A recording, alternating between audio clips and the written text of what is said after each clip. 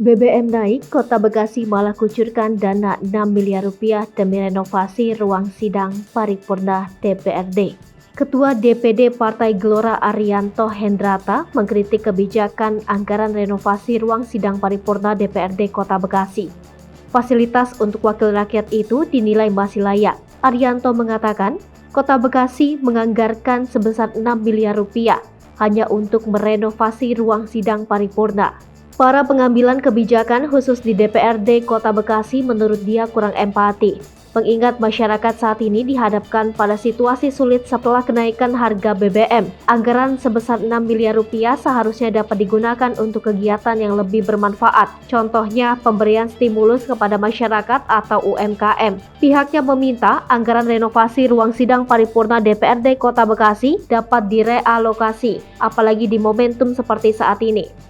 Dana 6 miliar rupiah bisa digunakan Pemkot Bekasi untuk menambal bantuan langsung tunai bagi masyarakat yang membutuhkan tetapi tidak terdata dari pemerintah pusat. Wakil rakyat harus menunjukkan rasa empati.